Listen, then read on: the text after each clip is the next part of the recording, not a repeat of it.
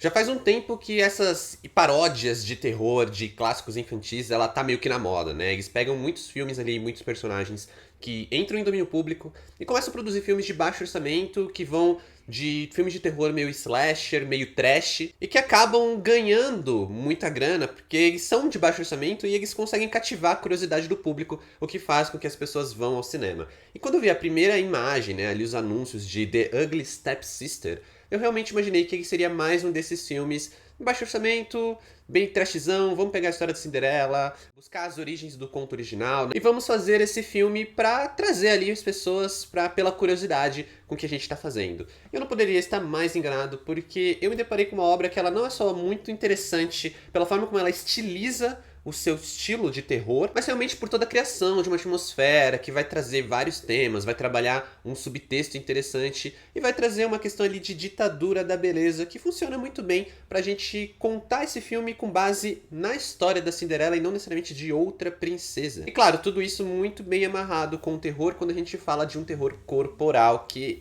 não só é muito bem feito, mas ele é muito, muito agoniante. O filme é dirigido pela Emily Christine Blichfeld, e ela faz um trabalho muito interessante da atmosfera, porque The Ugly Stepsister não é simplesmente uma versão de Cinderela ou uma paródia de Cinderela. Ele traz ali questões que são meio que presentes no original da obra, mas que ela traz de uma outra maneira, ela aprofunda de outras formas. Então a gente tem, por exemplo, toda aquela questão no imaginário das irmãs da Cinderela, né? Das meio-irmãs da Cinderela, que são as irmãs feias. E aqui a gente vai ter isso colocado também, mas para comentar um pouco mais sobre uma questão de desigualdade e até de ditadura da beleza, o que acaba caindo como uma luva para essa narrativa. A questão da desigualdade, por exemplo, ela é pontuada em vários momentos da obra, desde o começo, então existe muito uma pressão em cima da personagem principal, que é a Elvira, interpretada pela Leah Mirren, para se casar com o príncipe. E a gente não vai ter aqui aquela coisa meio de, não, vamos contar essa história, a história da Cinderela pelo ponto de vista de outra personagem que é injustiçada. Sabe, a gente não vai ter isso, a gente não vai ter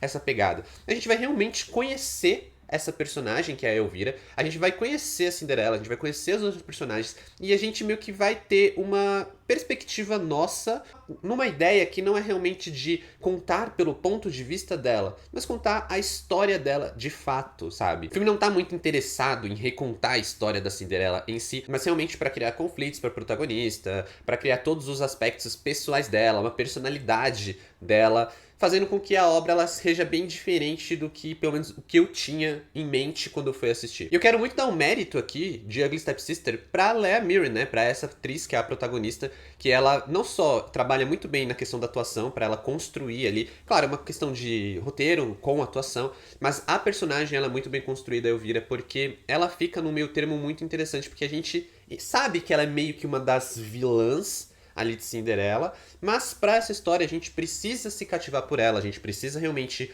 ter empatia por ela, o que é algo bem feito, a gente consegue empatizar com ela logo nos primeiros minutos, em parte porque a Cinderela é meio babaca, mas a gente consegue entender a Cinderela meio babaca também, porque é aquela coisa dela acabar de perder o pai e tudo mais. Mas aí quando a história se volta realmente pra Elvira, a gente acaba tendo muita empatia por ela, porque existe todo esse peso dela conquistar o príncipe por causa dessa desigualdade que é pontuada muito bem durante o decorrer da obra. Então essa questão da desigualdade, por exemplo, ela serve para trazer outras facetas dos personagens, como por exemplo, a madrasta, ela não é simplesmente uma mulher que casou porque ela é interesseira, mas porque ela precisa ser interesseira, porque nesse mundo, se você não tem grana nenhuma, na verdade não é nesse mundo, é meio que em qualquer mundo, né? Na nossa realidade também é assim. Mas meio que se você não tem grana nenhuma, você acaba ficando muito à margem da sociedade, você acaba assim não conseguindo nem sobreviver direito. Então existe, claro, aquela questão do interesse, do casamento pelo interesse, você precisa conquistar o príncipe porque o príncipe tem grana, mas isso não se torna algo realmente num aspecto de vilania, e sim de sobrevivência. A gente consegue entender as personagens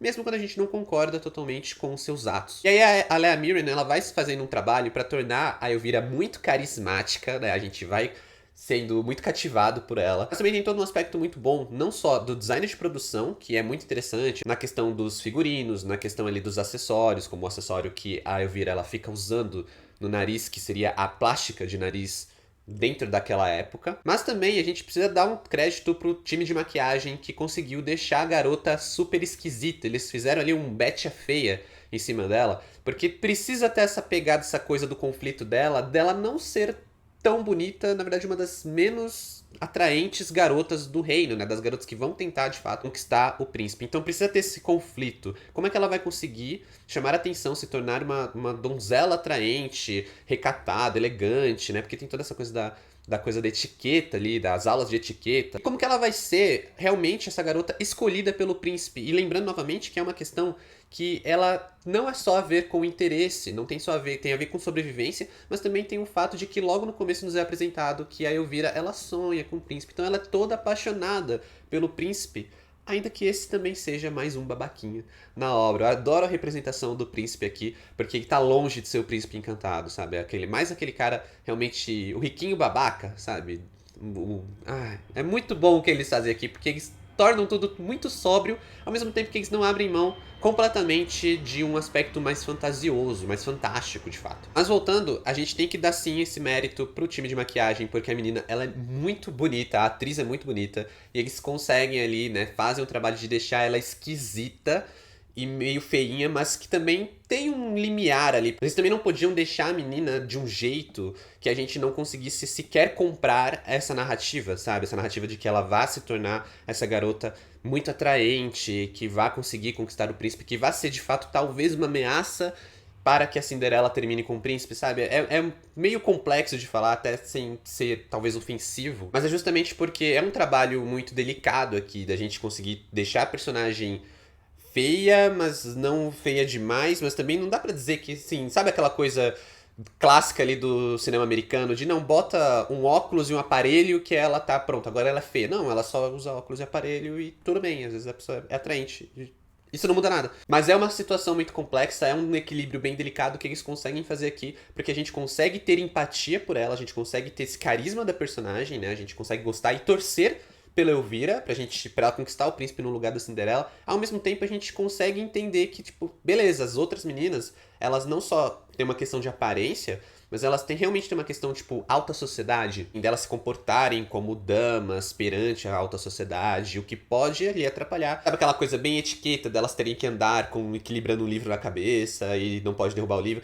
É esse tipo de coisa, sabe? Esse tipo de coisa meio Diário da Princesa que a gente tem aqui e que funciona muito bem pra história sendo contada. E é até nessa questão, justamente na ditadura da beleza, que vai entrar a questão do horror corporal, né? Que vai sendo introduzido aos poucos a questão do horror corporal, desde ali da plástica de nariz, e é por isso que ela fica com um negocinho no nariz o filme inteiro, praticamente, até outras tantas diferentes questões que vão sendo colocadas ali no filme. Então tem as questões das seguranças ali com o corpo, sorriso, cabelo, roupas, o próprio nariz. Então, tipo, tudo isso vai sendo colocado e isso sempre vai voltar para um horror corporal. Eu acho que é por isso justamente que isso cai tão bem com a história da Cinderela, né? Porque tem esse lance realmente até da transformação da Cinderela, que sempre tá muito alinhada com a abóbora virando a carruagem, ou o vestido dela, que é o vestido que rasgam e depois a fada madrinha vai lá e dá. E aqui não tem essa questão, principalmente com a Elvira. Ela não tem uma fada madrinha pra, sabe, balançar uma varinha de condão e ela ficar com a idealização da beleza dela. Pelo contrário, ela precisa passar por vários sacrifícios e vários momentos que vão gerando cenas cada vez mais intensas para finalmente conseguir chegar num ideal de beleza onde ela se sinta segura o suficiente para conquistar o seu amado, né, para conquistar o príncipe. Que como eu falei, não é só uma questão ali de interesse, não é só uma questão de um jogo de quem ganha o quê. Ela realmente tem interesse no cara, ela realmente é apaixonada, diferente de tantas outras mulheres do reino, o que só torna a jornada ainda mais assim empática por ela, né? A gente torce por ela porque a gente sabe que ela quer conquistar o amor, ainda que de um babaca. Às vezes eu continuar falando de The Ugly Stepsister, deixa só me apresentar pra quem ainda não me conhece. Aqui quem fala é o Adam, sejam bem-vindos ao canal. Aproveita pra se inscrever se for novo por aqui e deixa também um like nesse vídeo, vai me ajudar bastante, vai falar pro YouTube que esse vídeo é um bom vídeo, vai mostrar, fazer o YouTube mostrar esse vídeo pra mais gente, a gente vai crescer esse canal, crescer essa comunidade. Se você gosta de cultura pop, séries, livros, vale me seguir nas outras redes sociais, está aqui na tela e os links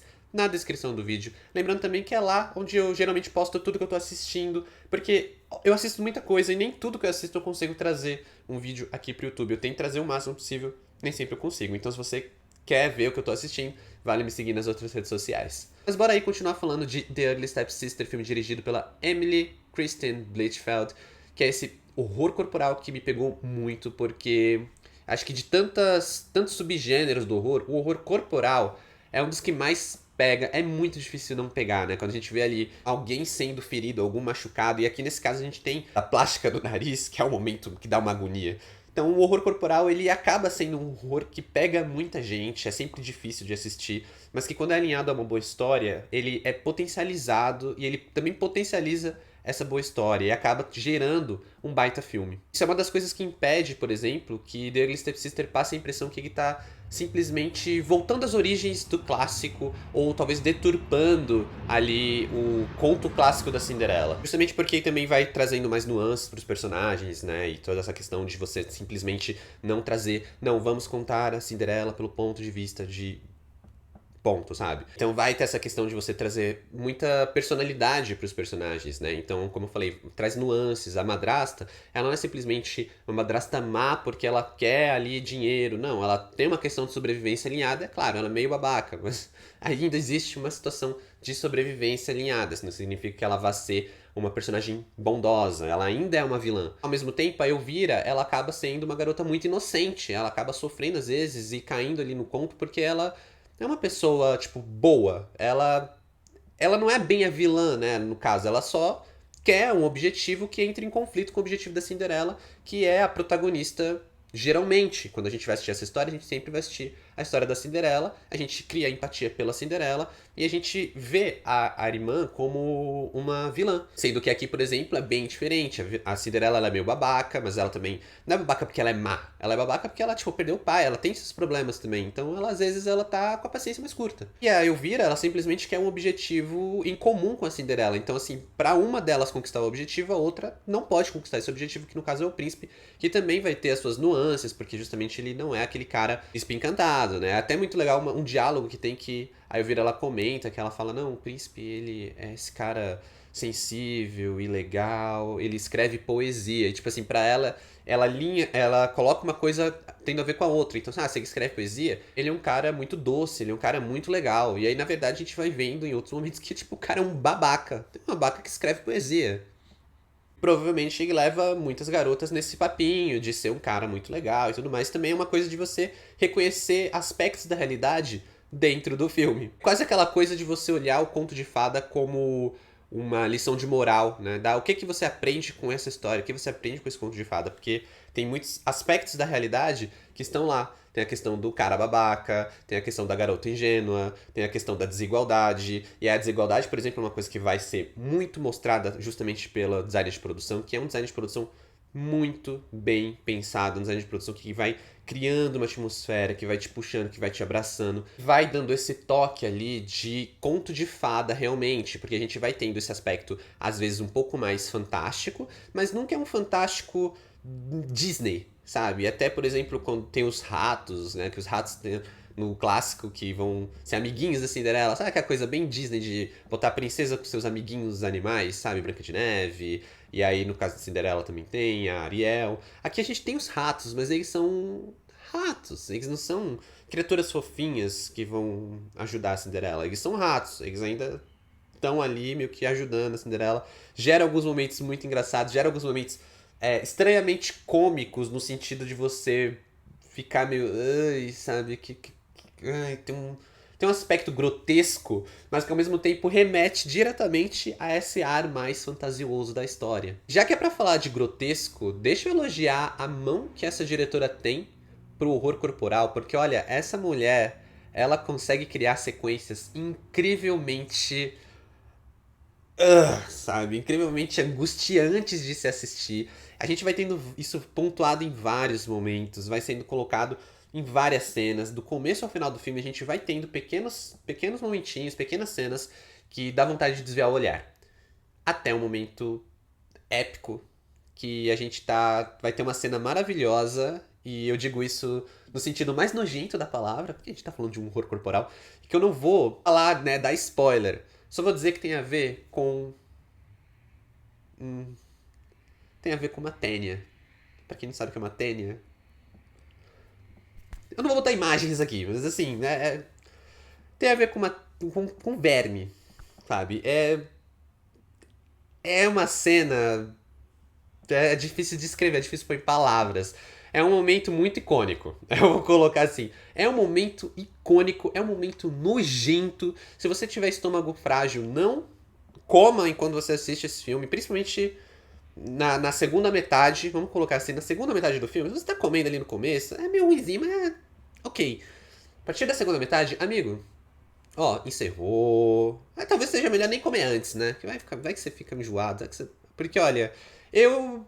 Eu ainda tenho estômago forte. Eu fico meio assim, meio angustiado, mas eu ainda ok. Mas eu sei que tem gente que não segura, não aguenta. Então, o que eu posso fazer de elogio pra The Ugly Stepsister é um filme realmente, visualmente angustiante ao ponto de deixar algumas pessoas. Pode deixar algumas pessoas enjoadas, ao meu ver, sim. Pode deixar algumas pessoas meio talvez possa ser forte demais para algumas pessoas. Outro momento emblemático que eu preciso trazer aqui não vai ser spoiler, porque se você conhece o conto original, não é spoiler, né? E até o pôster do filme faz referência ao grande momento icônico, que é o momento do sapatinho de cristal. Se você conhece o conto, você sabe o que acontece, você sabe o que acontece com os pés das irmãs, e esse momento no filme, nossa senhora, é outra cena que poderia ser só uma cena feia, nojenta, bizarra, angustiante, mas a diretora ela traz uma mão ali de fazer, tipo, a forma como ela coloca câmera, a forma como ela trabalha a trilha, a forma como ela cria a expectativa